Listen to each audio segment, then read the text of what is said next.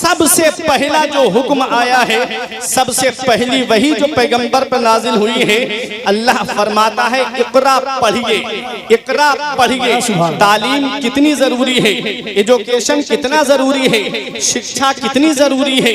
आज हम तालीम से दूर होते जा रहे हैं, आज हम शिक्षा से दूर होते जा रहे हैं, आज हम एजुकेशन से दूर होते जा रहे हैं। सेक्टर ब्यूरो की रिपोर्ट के मुताबिक आज तकरीबन 85% मुसलमान तालीम याफ्ता नहीं है। फिर रोना रोया जा रहा है कि मुसलमानों को सताया बहुत जा रहा है। न बैंक में कोई मुसलमानों से बात करने के लिए तैयार है, न किसी और महकमे में कोई मुसलमानों से बात करने के लिए तैयार है। ऐ लोगों, मैं आपको बताना चाहता हूँ, वो कौम जिसके पैगंबर पे सबसे पहली वही नाजिल हुई, तो पढ़ने के ताल्लुक से कि पढ़िए पढ़िए पढ़िए, तालीम कितनी जरूरी है। अब आओ हजरत अब्दुल्ला इब्ने अब्बास की एक रिवायत सुनो कि मेरे आका ने इरशाद फरमाया, मन अरादल इल्म फअलैहि बिल कुरान, जो इल्म हासिल करने का इरादा करे उसको चाहिए कि वो सबसे पहले कुरान की तालीम हासिल करे, सबसे पहले कुरान पढ़े, सबसे पहले वो कुरान की तालीम हासिल करे। आज हम अपने बच्चों को मदरसा नहीं भेजते, आज हम अपने बच्चों को दीनी दरसगाह में नहीं भेजते। आज हम सोचते हैं कि बच्चा कॉलेज जाएगा, डॉक्टर बनेगा, पैसा कमाएगा, इंजीनियर बनेगा, पैसा कमाएगा, प्रोफेसर बनेगा, पैसा कमाएगा। हाँ हाँ, मैं मानता हूँ भरगैन वालों, अगर बच्चा डॉक्टर बन गया तो पैसे कमाएगा, बच्चा इंजीनियर बन गया तो पैसे कमाएगा, बच्चा प्रोफेसर बन गया तो पैसे कमाएगा, लेकिन वो ताज तुम्हें नहीं दिला सकता जो ताज एक हाफिज कुरान के माँ बाप को अल्लाह कयामत में अता फरमाएगा, जो एक आलिम दीन के माँ बाप को अल्लाह कयामत में अता फरमाएगा। मन क़रा अल कुरान व अमिला बिमा फीह यलबिसु वालिदाहु ताजन यौमल क़ियामती वहु अहसनु का दौइशम्स, जो कुरान पढ़े और उस पर अमल करे, अल्लाह उसके माँ बाप को ऐसा ताज अता फरमाएगा जिसकी रोशनी आसमान के चांदों सूरज से भी ज्यादा होगी। तो कुरान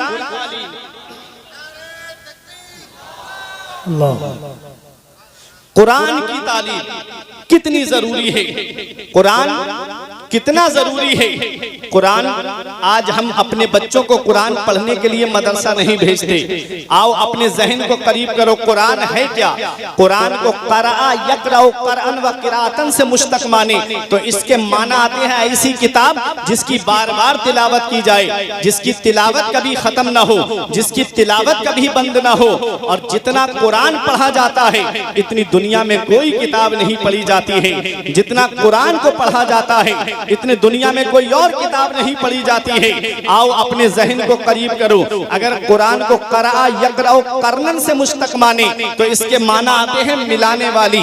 तो कुरान का माना होगा कि कुरान वो अल्लाह की किताब है, जब बंदा कुरान की तिलावत करता है तो ये कुरान बंदे को मौला से मिला देता है, ये कुरान बंदे को परवरदिगारे आलम से मिला देता है। मेरे आका ने इरशाद फरमाया, कुरान अल्लाह की वो रस्सी है कि जिसका एक सिरा तिलावत करने वाले के हाथ में है और दूसरा सिरा अल्लाह के दस्ते कुदरत में है। कुरान जब बंदा पढ़ता है तो ये कुरान बंदे को मौला से मिला देता है। बात समझ में आ रही है? कुरान की तालीम है क्या? कुरान जिस सीने में आ जाता है वो सीना आग से महफूज हो जाता है। कुरान जिस सीने में आ जाए वो सीना आग से महफूज हो जाता है। आओ अपने जहन को करीब करो, मैं कुरान की अजमत बताता हुआ चल रहा हूँ। आप मदरसे में बैठे हुए हो, यहाँ से 14 बच्चों ने कुरान पाक को हिफ्ज किया है। कुरान जिस सीने में आ जाए वो सीना आग से महफूज हो जाता है। जब हाफिज कुरान का इंतकाल हो जाए और जब वो कब्र में जाता है, अल्लाह जमीन को हुक्म देता है, ला ताकुली लहमा, इसके जिस्म को मत खाना, इसके बदन को मत खाना। जमीन कहती है, ऐ मेरे परवरदिगार, मैं कैसे उसके जिस्म को खाऊंगी जिसके सीने में तेरा कलाम मौजूद है। पता चला हाफिजे कुरान का जिस्म जो है, बाअमल हाफिजे कुरान का जिस्म जो है वो कब्र में सलामत रहता है, उसे कब्र की मिट्टी नहीं खाती है। अब सोचो, कुरान जिस सीने में आ जाए वो सीना आग से महफूज हो जाता है। वो सीना आग से महफूज हो जाता है। तो हाफिज कुरान की शान का आलम क्या होगा। बख्शिश की राह मोमिनो आसान बना लो, अपने लिए निजात का सामान बना लो। दुनिया की किताबों पे नजर बाद में रखना, बच्चों को पहले हाफिज कुरान बना लो। कुरान है क्या? हर चीज का बयान कुरान के अंदर है, हर चीज का जिक्र कुरान के अंदर है। हीरे कुरान के अंदर मौजूद हैं, मोती कुरान के अंदर मौजूद हैं, सदफ कुरान के अंदर मौजूद हैं, गौहर कुरान के अंदर मौजूद हैं। और जिस मरीज को दुनिया के डॉक्टरों ने इलाज कर दिया हो, उसकी शिफा भी कुरान के अंदर मौजूद है। लेकिन इतना इल्म होना चाहिए, इतनी सलाहियत होनी चाहिए, इतनी काबिलियत होनी चाहिए कि कुरान के अंदर से वो रुमूज व असरार को तलाश कर सके। आओ मैं आपको बताऊं कुरान है क्या। हर चीज का बयान कुरान के अंदर मौजूद है, हर चीज का जिक्र कुरान के अंदर मौजूद है। पर इमाम गजाली के पास में एक गैर मुस्लिम आता है, मुसलमान नहीं, उलमा की तवज्जो, गैर मुस्लिम आता है और आकर के इमाम गजाली से कहता है, ए इमाम गजाली, तुम्हारे कुरान में एक दावा किया गया है। फरमाया कौन सा दावा? कहा वला रत्बिन वला याबिसिन इल्ला फी किताबिन मुबीन, कि कोई खुश्क-ओ-तर चीज ऐसी नहीं जिसका जिक्र कुरान के अंदर मौजूद ना हो। मतलब हर चीज का बयान कुरान में है। तो आप मुझे एक सवाल का जवाब दीजिए। आपने फरमाया कर। उसने कहा कि मुझे ये बताइएगा, कुरान में सितारों की चाल का जिक्र है। सितारे जो आसमान में चलते हैं वो दो तरह से चलते हैं, एक मुस्बत अंदाज में चलते हैं, दूसरे मनफी अंदाज में चलते हैं। एक सीधी चाल चलते हैं, दूसरे उल्टी चाल चलते हैं। तो मुझे ये बताइएगा, जब मैंने तुम्हारा कुरान पढ़ा तो मुझे उसमें सीधी चाल का जिक्र मिल गया, लेकिन मुझे उल्टी चाल का जिक्र नहीं मिला।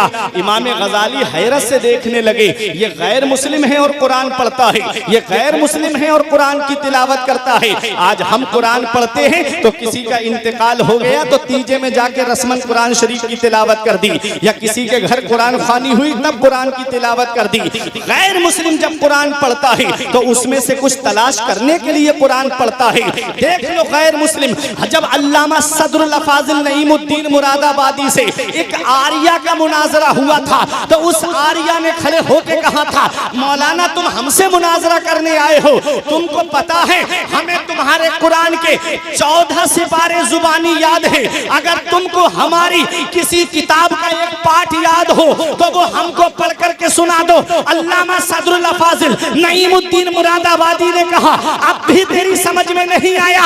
अरे यही तो मेरे कुरान की शान है, जो अपने तो अपने रहे, गैरों के दिलों में भी जगह बना लेता है। तेरे कौल के मुताबिक तेरी किताब को आए हुए लाखों बरस हो गए, लेकिन आज वो हिंदी में है, संस्कृत में है, हिंदुस्तान के बाहर ना जा सकी। और मेरे कुरान की शान देख, कुरान मक्के में नाजिल हुआ है, कुरान मदीने में नाजिल हुआ है, हिंदुस्तान की सरजमीन पे कुरान है, अमेरिका की सरजमीन पे कुरान है, चाइना की सरजमीन पे कुरान है, हिंदुस्तान के कोने कोने में कुरान है।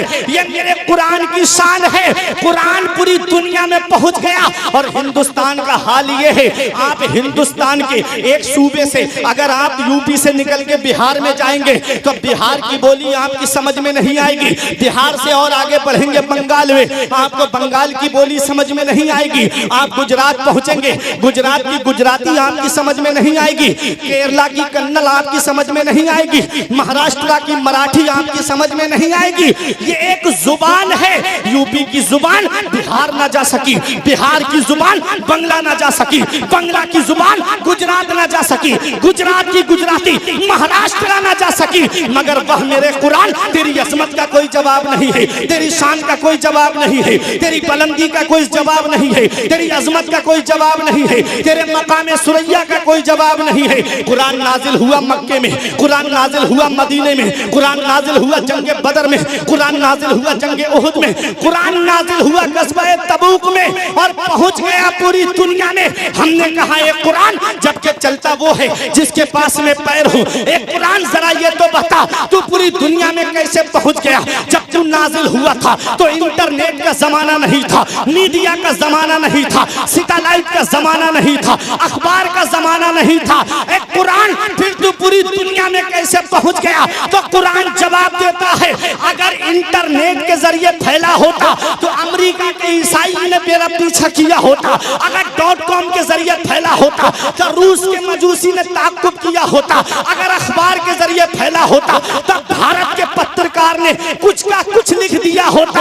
हमने कहा फिर फैला कैसे? तो कुरान जवाब देता है, अखबार के जरिए नहीं, हाफिज़े कुरान के जरिए फैला।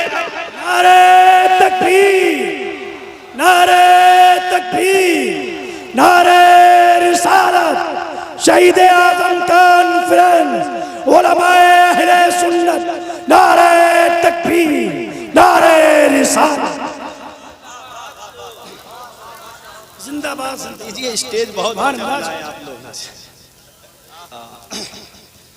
हाफिज़े कुरान के जरिए फैल गया। और सुनो, मेरे आका के दौर में 700 हुफ़ाज़े किराम थे।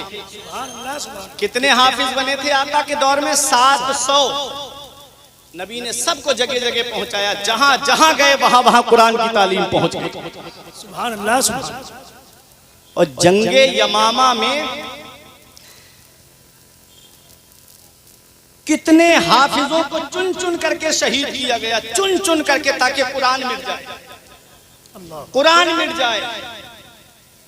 उन्हें क्या पता फानूस बन के जिसकी हिफाजत हवा करे, और शम्मा क्या बुझे जिसे रोशन खुदा करे। नूर हक इस्लाम है, उसको बुझा सकता है कौन? जिसका हामी हो खुदा, उसको मिटा सकता है कौन? और कुरान का एक लफ्ज तो बहुत दूर की बात, एक नुक्ता भी कोई नहीं बदल सकता। सारी दुनिया में जितने कुराने पाक हैं, सबको अदब के साथ बुलंद जगह पे आप रख दो और कमरे को लॉक कर दो, और फिर उसके बाद कहो कि जैसा कुरान हमारे नबी पे नाजिल हुआ है, कोई है वैसा पढ़ के सुना दे, तो मैं दूर आपको बरेली शरीफ नहीं ले जाऊंगा। आपके भरगैन में कितने हाफिज ऐसे मिल जाएंगे जो आपको कुरान पाक खड़े होकर एक बैठक में आपको सुना देंगे। क्योंकि कुरान सीनों में महफूज है। लहाफिजून का तसव्वुर बता रहा है कि कुरान की जो हिफाजत हुई है वो हाफिजों के जरिए हुई है। तो आज अपनी किस्मत पे नाज करो, 14 या 13 हाफिजे कुरान आज इस मदरसे से फारिग होकर के कुरान को अपने सीने में महफूज करके जहां जहां जाएंगे, और कोई पूछेगा अच्छा कुरान सुनाएंगे, तो पूछेंगे लोग कि आप कहां से पढ़ के आए हैं, तो फख्र से कहेंगे कि हम भरगैन की सरजमीन से कुरान को हिफ्ज करके आए हैं। तो आपका सर भी फख्र से ऊंचा हो। कुरान, इमाम गजाली ने कहा तूने कुरान पढ़ा? उसने कहा कहा कौन सी आयत में तूने सितारों की चाल का जिक्र पढ़ा? अब उलमा की तवज्जो, एक इल्मी बात करने जा रहा हूं, समझ गए तो ईमान ताजा हो जाएगा। कुरान है क्या?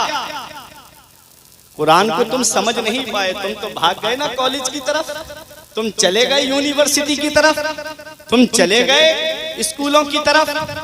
मैं कोई इनकार नहीं कर रहा हूं, कोई मैं इनका मुनकिर नहीं हूं कॉलेज और यूनिवर्सिटी का।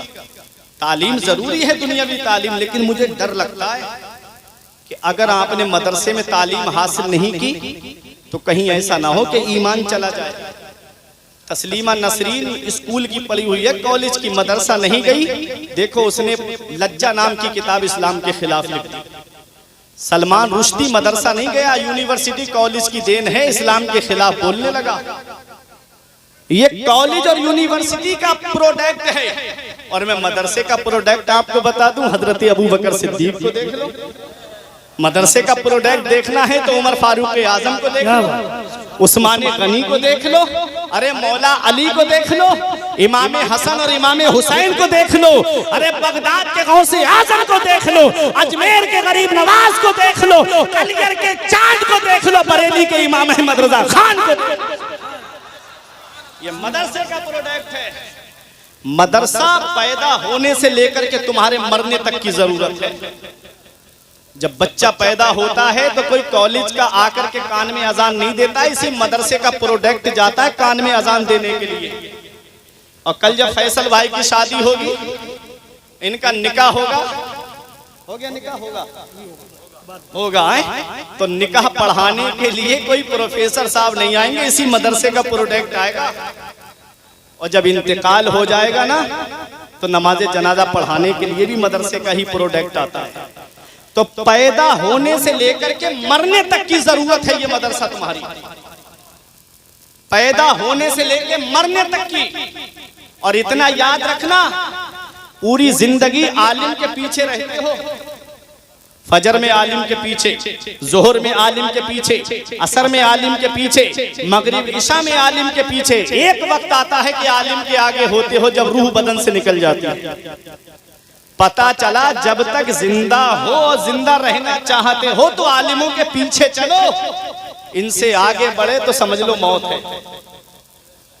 आलिमों के पीछे ही तुम्हारी जिंदगी है। खुद मुफ्ती मत बन जाना।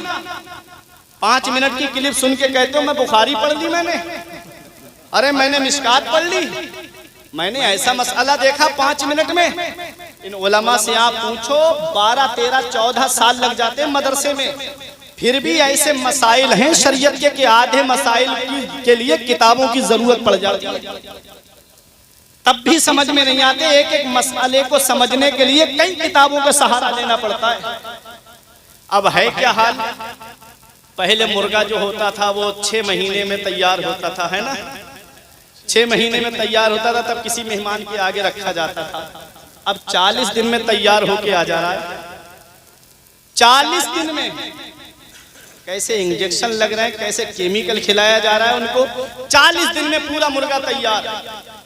हमारे बुजुर्ग बैठे, पूछो पहले मेहमान के आगे जो मुर्गा रखा जा रहा, घर में बच्चा पलता था, 6 महीने 7 महीने हो जाते तब कहीं होता था मेहमान के आगे रखने के लायक। 40 दिन में मुर्गा पूरा। 14-15 साल लग गए इन उलमा को मदरसे में जूतियां घिसते घिसते, तब कहीं जाकर के ये आलिम बने और हाफिज बने। आज तुम 5 मिनट की क्लिप सुनकर के जो है अपने आप को मुफ्ती समझते हो। जो जिसका काम है उसी को जेबा देता है। अगर सोफे का काम करने वाले को ला करके आप जो है मकान बनवाओ तो क्या वो बना पाएगा? और मकान बनाने वाले से कहो सोफे बना दे, क्या बना पाएगा? जो आलिमों का काम है मसाइल बयान करना, इन उलमा का काम है। आपका काम है सुनकर के उस पर अमल करना। कुरान है क्या, उसे समझो। हर चीज कुरान में है। इमाम गजाली ने पूछा गैर मुस्लिम से, तूने कुरान की जो सितारों की चाल का जिक्र कुरान में पढ़ा है वो कौन सी आयत में पढ़ा है? तो वो कहता है सूरह यासीन शरीफ की आयत करीमा, कुल्लुन फी फलकिन यस्बहून, हर चीज आसमान में तैर रही है, चल रही है, मैंने उसमें पढ़ा है। आयत करीमा क्या है? कुल्लुन फी फलकिन यस्बहून, हर चीज आसमान में तैर रही है। इमाम गजाली मुस्कुरा के फरमाते हैं तूने इससे सितारों की चाल का जिक्र पढ़ा है? उसने कहा हाँ हुजूर। फरमाया थोड़ा और गौर कर लेता तो तुझे उल्टी चाल का भी जिक्र मिल जाता। वो कहता है मुझे बताइए है कैसे? अब इन उलमा की तवज्जो, कौन सी आयत है? कुल्लुन फी फलकिन यस्बहून। शायर इस्लाम गुलाम नूर मुजस्सम साहिब किबला तशरीफ फरमा है, ये बेहतरीन आलिम भी हैं अल्हम्दुलिल्लाह। सबकी तवज्जो चाहता हूँ, देखिएगा कुरान की कौन सी आयत करीमा? कुल्लुन फी फलक, हर चीज आसमान में तैर रही है। उलमा की तवज्जो, हर चीज आसमान में तैर रही है। कुल्लुन फी फलक, कुल्लुन में पहला हर्फ काफ है, दूसरा हर्फ लाम है, मिला के हुआ कुल। अब फलक का पहला हर्फ फा है, दूसरा हर्फ लाम है, तीसरा हर्फ काफ है, मिला के हुआ फलक। और फी में पहला हर्फ फा है, दूसरा हर्फ या है, मिला के होता है फी। कुल्लुन फी फलक। अब तवज्जो मेरी तरफ देना, इल्मी बात करने जा रहा हूँ। उस गैर मुस्लिम ने कहा सितारों की सीधी चाल का जिक्र मुझे मिला है, कुल्लुन फी फलकिन यस्बहून आयत करीमा से उल्टी चाल का जिक्र नहीं मिला है। और कुरान का दावा है हर चीज कुरान के अंदर मौजूद है। आप इस दावे को सच्चा करके दिखाइएगा। इमाम गजाली फरमाते हैं थोड़ा और गौर कर लेता तो तुझे उल्टी चाल का भी जिक्र मिल जाता। फरमाया वो कहता है, जब आपने ये फरमाया कहता है मुझे समझाइए तो सही। आपने कहा कुल्लुन फी फलक, इस आयत पर गौर कर। कुल्लुन में पहला हर्फ काफ, दूसरा हर्फ लाम, फी में पहला हर्फ फा, दूसरा हर्फ या, मिला के हुआ फी। अब फलक में पहला हर्फ फा, दूसरा हर्फ लाम, तीसरा हर्फ काफ, मिला के हुआ फलक। अब कुल्लुन फी फलक को उल्टा करके देखिएगा। अब फलक में आखिरी हर्फ काफ है और बीच वाला हर्फ लाम है, मिला के हुआ कुल। अब फलक का बचा फा और फी का बचा या। अब फिलम मिला के फा और या को मिलाइएगा, हो गया फलक, हो गया कुल्लुन फी। अब फी का बचा फा और इधर लफ्ज़े कुल है और कुल का पहला हर्फ काफ है, दूसरा हर्फ लाम है, मतलब आखिरी हर्फ लाम है। इधर फी का पहला हर्फ फा है। अब फी का पहला हर्फ फा लीजिए और कुल्लुन का आखिरी हर्फ लाम लीजिए और पहला हर्फ काफ लीजिए, मिला के होता है फलक। सीधी तरफ से पढ़ोगे तब भी कुल्लुन फी फलक है और उल्टी तरफ से पढ़ोगे तब भी कुल्लुन फी फलक है। इमाम गजाली फरमाते हैं सीधी तरफ से पढ़ोगे तो सितारों की सीधी चाल का जिक्र मौजूद है और उल्टी तरफ से पढ़ोगे तो सितारों की उल्टी चाल का जिक्र मौजूद है। हर चीज कुरान में है। नारे तकबीर, नारे रिसालत, उलमाए अहले सुन्नत।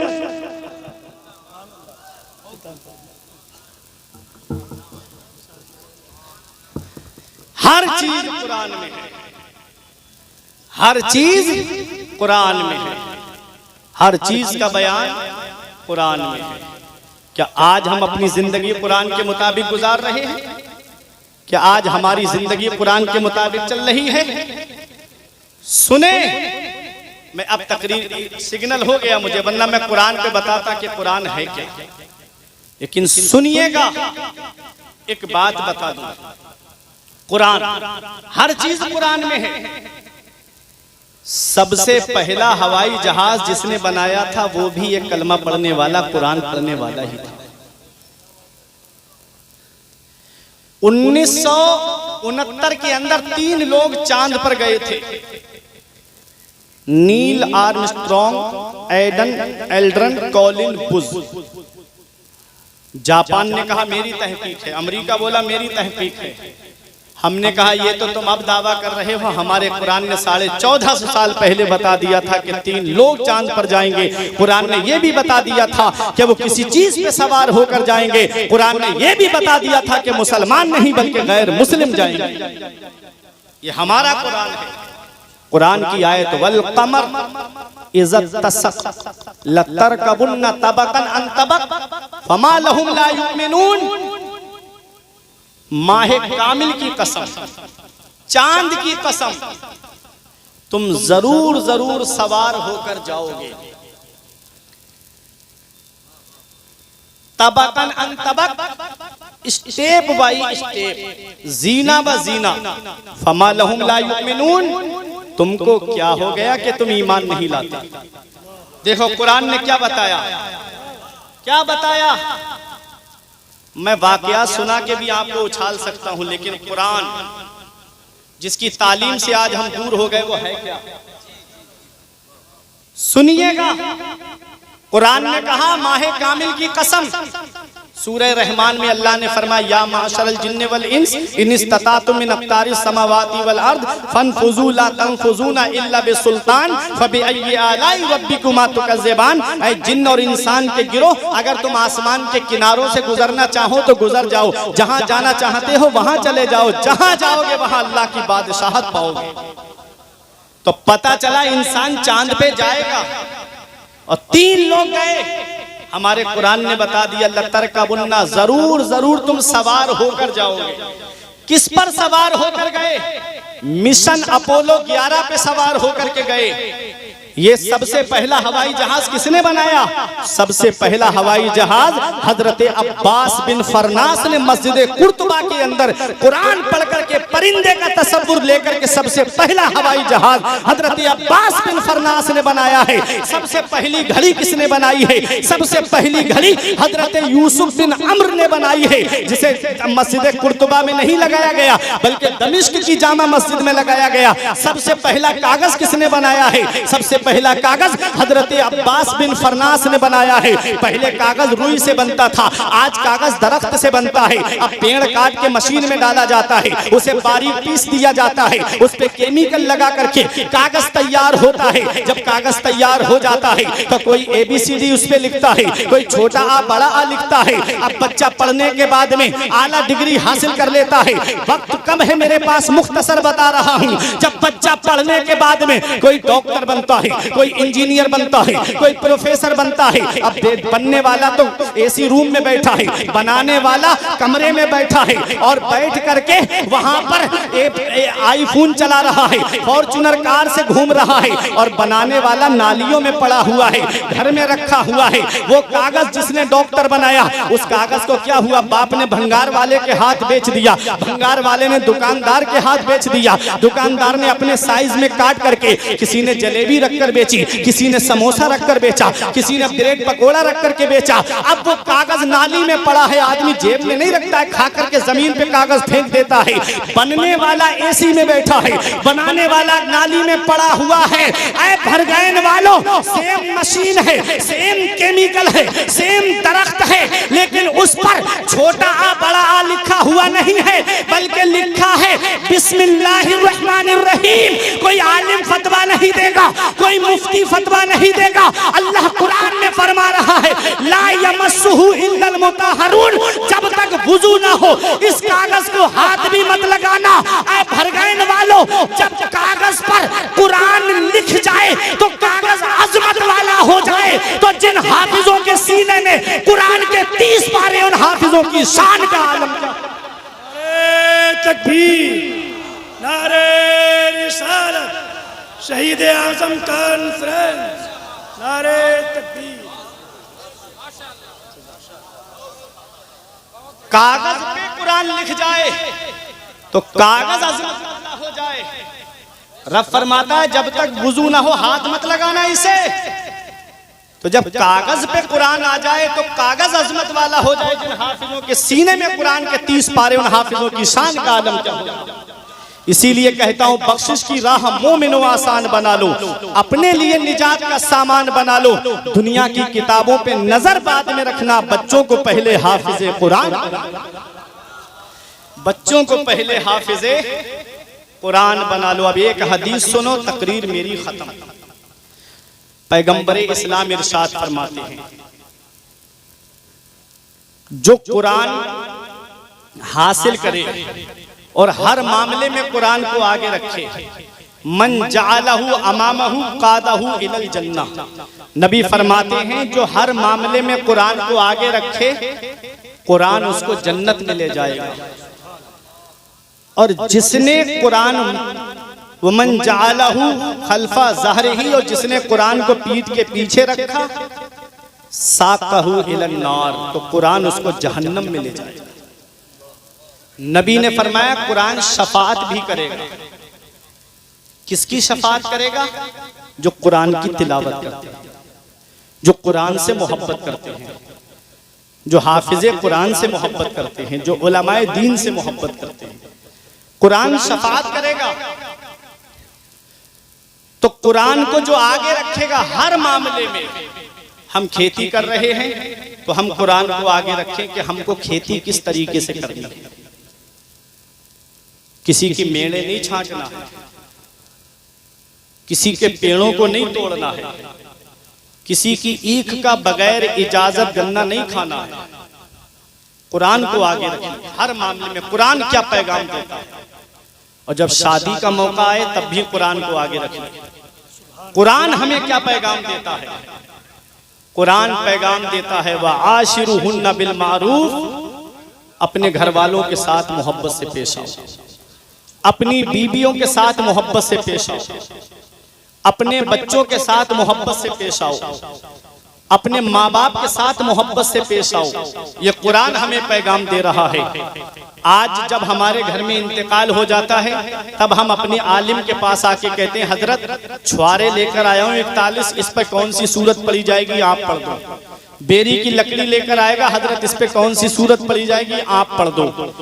जब मौत का वक्त आता है तब हमें मौलवी याद आते हैं, और जब शादी का मौका आता है तब हम अपने आलिमों को क्यों भूल जाते हैं? तब हम अपने आलिमों के पास क्यों नहीं आते कि हजरत वो तरीका बताओ निकाह का जो पैगंबर इस्लाम की सुन्नत के मुताबिक हो, वो तरीका बताओ निकाह का जो रसूलुल्लाह सल्लल्लाहु अलैहि वसल्लम की सुन्नत के मुताबिक हो। निकाह है क्या? नबी इरशाद फरमाते अन निकाहु मिन सुन्नती फमन रगीबा अन सुन्नती फलैसा मिन्नी। नबी ने फरमाया निकाह मेरी सुन्नत है, और जिसने मेरी सुन्नत से एराज किया वो मुझसे नहीं है। नबी की सुन्नत है निकाह। और अब जरा तवज्जो देना, नबी की सुन्नत को अदा करते वक्त, नबी करीम सल्लल्लाहु अलैहि वसल्लम की सुन्नत को जब हम अदा करने जा रहे हैं तो शादी के कार्ड पे लिखवाते हैं शादी मुबारक। मुबारक का माना जानते हो आप? बारका युबारिको, बरकत से बना मुबारक, जिसके माना आते हैं ऐसी शादी जिसमें अल्लाह की बरकतें नाजिल हों, ऐसी शादी जिसमें अल्लाह की रहमतें नाजिल हों। भरगैन वालों दिल पे हाथ रख के बताना, जिस शादी में डांस पार्टी नाचे क्या उस शादी में अल्लाह की बरकतें नाजिल होंगी? जिस शादी में बैंड बजे क्या उस शादी में अल्लाह की बरकतें नाजिल होंगी? जिस शादी में एक हफ्ता पहले औरतें ढोल पर गीत गाना शुरू कर दें क्या उस शादी में बरकत होगी? जिस शादी में हल्दी की रस्म के नाम पे बेपर्दगी का बाजार गर्म किया जाए क्या उस शादी में बरकत होगी? जिस शादी में मेहंदी की रस्म के नाम पे बेपर्दा औरतों का हुजूम लगे क्या उस शादी में बरकत होगी? नबी की सुन्नत अदा करने जा रहे हैं हम, आज नबी की सुन्नतों से हम दूर हो गए। पैगंबर इस्लाम की सुन्नत है कि निकाह मस्जिद में होना चाहिए। अब दूल्हा खुद नमाज नहीं पढ़ता है तो वो मस्जिद में क्यों जाएगा? होना तो ये चाहिए था कि दूल्हा मस्जिद में जाता, जोहर की नमाज पढ़ने या असर की नमाज, जिस वक्त बारात पहुंचती पहले नमाज अदा करता, वही मस्जिद में बैठ जाता, वहीं काजी साहब और 2 गवाह वहीं पर इज़्न लेकर के आते और मस्जिद में निकाह होना चाहिए था। मस्जिद में निकाह होने के 2 फायदे हैं भरगैन वालों। एक फायदा तो ये है कि मस्जिद खुदा का घर है और अल्लाह के घर में अल्लाह की रहमतें नाजिल होती है। जो निकाह मस्जिद में होता है उस निकाह में अल्लाह की रहमतें नाजिल हुआ करती है। और दूसरा फायदा यह है कि मस्जिद के अंदर कोई नापाक दाखिल नहीं होता है। मस्जिद में जो भी दाखिल होता है वो पाक दाखिल होता है। अरे जो निकाह मस्जिद में होगा उस निकाह में कोई नापाक शामिल नहीं होगा, जो भी शामिल होगा वो पाक शामिल होगा। और नापाक के ताल्लुक से नबी फरमाते हैं जिस घर में जानदार की फोटो लगी हो, जिस घर में कुत्ता हो और जिस घर में जुनबी नापाक हो उस घर में अल्लाह की रहमत के फरिश्ते नहीं आते हैं। इसलिए आज घर में कमाने वाले 5-6 लोग हैं लेकिन घर में बरकतें नहीं होती, घरों के अंदर से बरकतें उठ गई हैं। हमने कहा घरों का माहौल पहले दुरुस्त कर लो, खाना दस्तरख्वान लगा करके खाओ, एक एक करके खाना मत खाना, सब जमा होकर के दस्तरख्वान लगा करके खाना खाना। और दूसरी वजह यह है कि घरों के अंदर जुनबी यानी नापाक लोग रहते हैं जिसकी वजह से अल्लाह ताला बरकतें उठा देता है। अगर तुम चाहते हो कि तुम्हारे घरों का बरकतें तवाफ करें तो अपने घरों का माहौल दुरुस्त कर लो और नबी की शरीयत का माहौल घरों में कायम कर दो। जब शरीयत का माहौल कायम हो जाएगा तो तुम भी यही कहोगे कि तरीके मुस्तफा को छोड़ना है वजह बर्बादी। इसी से कौम दुनिया में हुई इक्तिदार अपनी हमें करनी है। शहंशाह बतहा की रजा जोई वो अपने हो गए तो रहमते परवरदिगार। तो नबी की सुन्नत अदा कर रहे हैं हम। निकाह फैसल भाई की शादी है ना, सुन्नत अदा करने जा रहे हैं आप। अब देखिएगा नबी ने क्या इरशाद फरमाया, तुन कहल मरअतु ले अरबईन ले मालिहा वले हसबिहा वले जमालिहा वले दीनिहा। नबी ने फरमाया निकाह जब इंसान करता है तो उसकी 4 वजह होती है। या तो लड़की का माल देख के निकाह करता है, या लड़की का खानदान देख के निकाह करता है, या लड़की की दौलत देख के निकाह करता है, या उसका हुस्न जमाल देख के निकाह करता है, या लड़की की दीनदारी को देख के निकाह करता है। नबी ने क्या पैगाम दिया? नबी फरमाते ऐ मेरे उम्मती, जब तू निकाह करे तो लड़की का हुस्न मत देखना, उसकी दौलत को मत देखना, उसके खानदान को मत देखना, बल्कि दीनदारी को देखना, परहेजगारी को देखना। क्योंकि दीन दीनदार लड़की जब तुम्हारे घर में आएगी तो 3 नस्लों तक पहुंच जाएगा। और सुनो, दौलत जमीन के ऊपर काम आती है, माल जमीन के ऊपर काम आता है, खानदान जमीन के ऊपर काम आता है। हुस्न जमाल आज का क्या है? ब्यूटी पार्लर जाने से पहले देख लो और ब्यूटी पार्लर से आने के बाद में देख लो। आजकल का हुस्न तो मसनूई हुस्न है। नबी ने फरमाया तुम परहेजगारी को देख करके निकाह करना, दीनदार लड़की से निकाह करना। जब दीनदार लड़की तुम्हारे घर में आएगी तो जमीन के ऊपर भी दीनदारी काम आएगी, जमीन के नीचे भी दीनदारी काम आएगी। आ गई बात समझ में? पैगंबर इस्लाम ने क्या फरमाया? दीनदार लड़की को इख्तियार किया।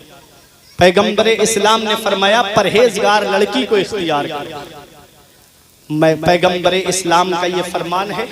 आज माइंड बहुत डिस्टर्ब है क्योंकि किल्लते वक्त की तलवार हमारी गर्दन पे लटक रही है।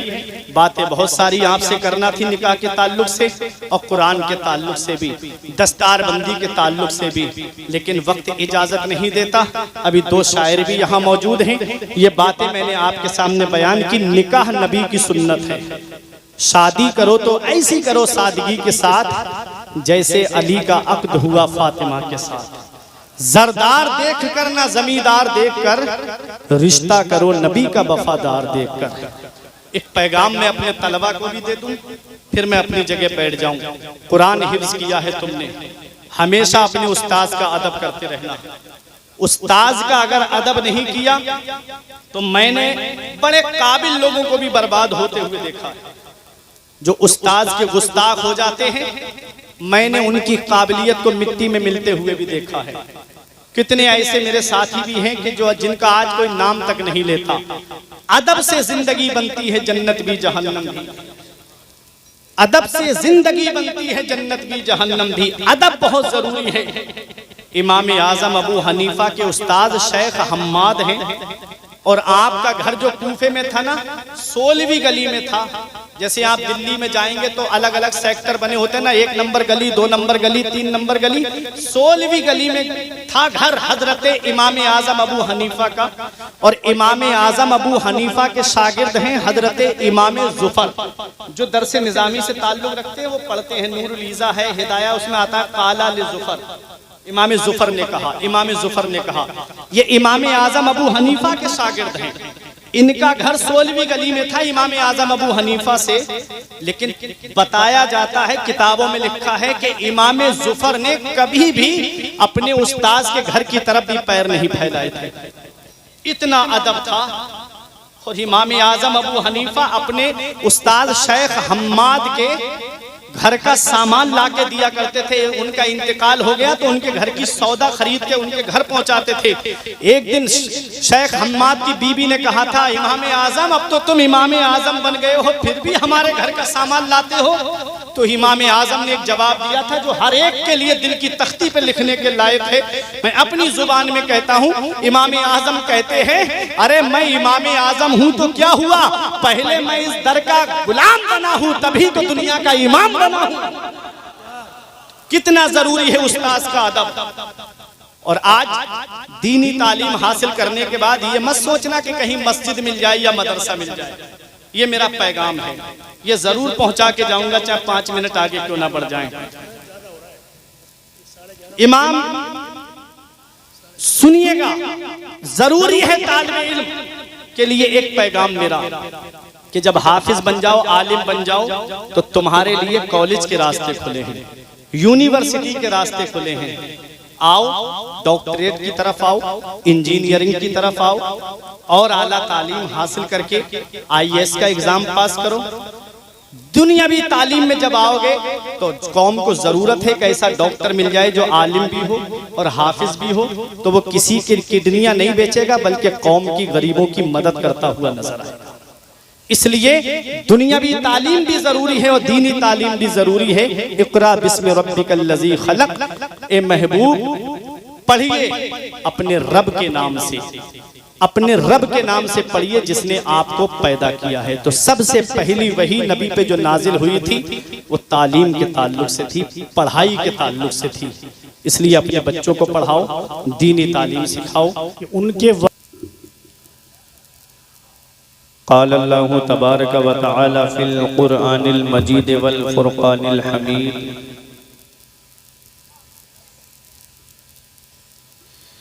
इक़रा बिस्मि रब्बिकल्लज़ी ख़लक़ व क़ाल अल्लाहु तबारक व तआला फ़ी मक़ामिन आख़र व आशिरुहुन्ना बिल मअरूफ़ आमन्तु बिल्लाहि सदक़ल्लाहुल अज़ीम व सदक़ रसूलुहुन नबियुल अमीनुल करीम व नहनु अला ज़ालिका लमिनश शाहिदीन व शाकिरीन वल्हम्दुलिल्लाहि रब्बिल आलमीन। आइए हज़रात, हम और आप मिलकर सबसे पहले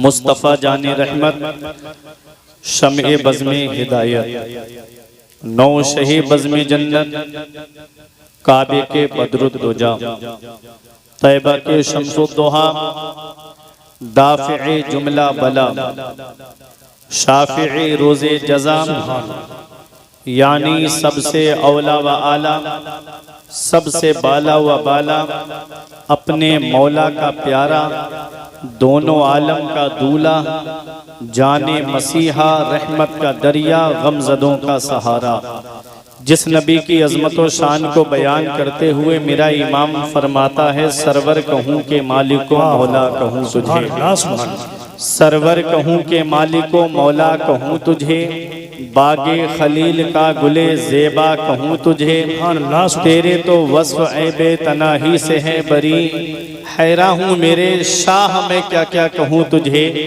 आखिर रज़ा ने ख़त्म सुखन इस पे कर दिया, खालिक का बंदा खल्क का आका कहूँ तुझे। वो नबी जिनकी अज़मत व शान को बयान करते हुए मेरे पीरो मुर्शिद हुजूर ताज शरिया फ़ख्रे अज़हर फरमाते हैं, जहाँ में उनकी चलती है वो दम में क्या से क्या कर दें, जहाँ में उनकी चलती है वो दम में क्या से क्या कर दें, ज़मी को आसमां कर दें, सुरैया को सरा कर दें, फिज़ा में उड़ने वाले यूं ना इतराएं निदा कर दें, वो जब चाहें जिसे चाहें उसे फरमा रवा कर दें। तमाम लोग मोहब्बत व अकीदत के साथ गुंबदे खजरा की जानिब लो लगाकर दुरूद पाक की डालियां मोहब्बत की थालियों में इस उम्मीद पर सजाकर पेश करें कि ज़माने से मुसलसल दर्द सुबह शाम मिलता है, दुरूद पाक पढ़ लीजिए बहुत आराम मिलता है। पढ़िए बाबा से बुलंद अल्लाहुम्मा सल्ली अला सय्यिदिना व मौलाना मुहम्मदिन व बारिक व सल्लिम सलातुन व सलामन अलैका या रसूल अल्लाह सल्लल्लाहु ताला अलैहि वसल्लम। काबिल मुबारकबाद है हमारे करम फरमा आशिक अली खान साहिब किबला कि जिन्होंने अपने बेटे के निकाह की मुबारक घड़ी के मौके पर पैगंबर इस्लाम दोनों आलम के मालिको मुख्तार जनाब अहमद मुज्तबा मोहम्मद मुस्तफ़ा अरवाहुना फ़िदा सल्लल्लाहु ताला अलैहि वसल्लम के ज़िक्र की महफिल को सजाया। आज का जो जलसा है वो निकाह की तकरीब के ताल्लुक से भी है और जश्न दस्तारे हिफ्ज़े कुरान भी है। और आज आप अपने माथे की निगाहों से मेरे बाद में उस खतीब के नूरानी चेहरे की ज़ियारत करेंगे जिनका तारुफ कराना गोया सूरज को चराग दिखाने के मुतरादिफ है। आज हर इंसान उस शख्सियत को जानता है। हुजूर सैयद अमीनुल कादरी साहिब किबला की आमद होगी और आज आप उनका मुकम्मल बयान समात करके अपने नामे अमाल में नेकियों का इजाफा करेंगे। और दो शायर हमारी फहरिस्त मोहब्बत में शायर इस्लाम अमीर हमजा खलील आबादी और गुलाम नूरे मुजस्सम साहब इन दोनों को भी आपको समाप्त करना है। एक बात आप हमारी जहन में रखिएगा, जो भी आएगा जलसे में वो मिंबर नूर पर ही आएगा। आपकी तवज्जो जो है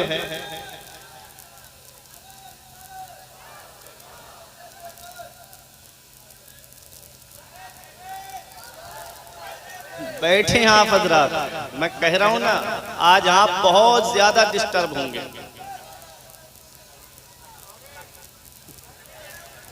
नारे तकबीर, नारे रिसालत, शायर इस्लाम गुलाम नूर मुजस्सम साहब क़िबला, नारे तकबीर, नारे रिसालत। आप लोग तशरीफ लग रहे हैं और मेरी माँ बहनें जो है ये पीछे हटे थोड़ा, आदमी आएंगे फिर आपको तकलीफ होगी, पीछे बैठने की कोशिश करें, आगे न बढ़े आप।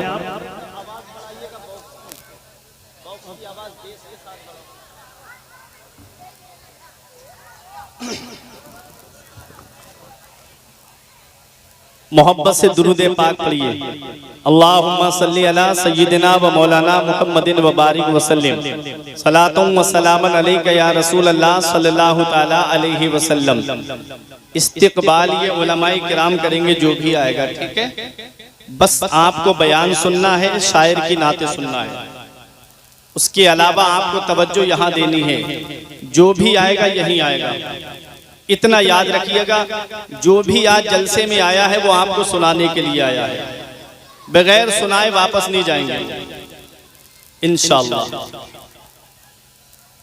शादी करो तो ऐसी करो सादगी के साथ, शादी करो तो ऐसी करो सादगी के साथ, जैसे अली का अक्द हुआ फातिमा के साथ। जरदार देख कर ना जमींदार देख कर, जरदार देख कर ना जमींदार देख कर, रिश्ता करो नबी का वफादार देख कर, रिश्ता करो नबी का वफादार देख कर। आज मुझे दो मौजूओं को समेटना है। पहले तो आप ये सुनिएगा कि आज आप जिस जगह बैठे हैं इसे मदरसा कहते हैं। जिस जगह आप बैठे हैं इसे क्या कहते हैं? बोलेंगे आप थोड़ा सा, क्या कहते हैं? मदरसा। जब पैगंबरे इस्लाम मक्के से हिजरत करके मदीना तशरीफ लाए तो अल्लाह का घर सबसे पहले आपने बनाया। मस्जिदे कुबा बनाई मदीने वाले मुस्तफा ने। सबसे पहली मस्जिद जो है मस्जिदे कुबा। मस्जिदे कुबा के बाद में जो दूसरा घर बनाया था वो मदरसा है। असहाबे सुफ़ा का जो चबूतरा है, जहां 70 सहाबाए किराम पैगंबरे इस्लाम से इल्म हासिल किया करते थे, उसी में मौला अली शेरे खुदा हैं, उसी में हजरत अबू हुरैरा हैं, उसी में हजरत उमर फारूक आजम हैं, उसी में हजरत अबू बकर सिद्दीक हैं। तो खानाए खुदा के बाद में, मस्जिद के बाद में दूसरा जो घर बना था वो मदरसा है। आज आप अल्लाह के रसूल के घर में बैठे हुए हो, आज आप मदरसे में बैठे हुए हो। ये मदरसे तुम्हारी जरूरतों का नाम है, ये मदरसे तुम्हारी उमंगों का नाम है। अपने जहन को करीब करिएगा।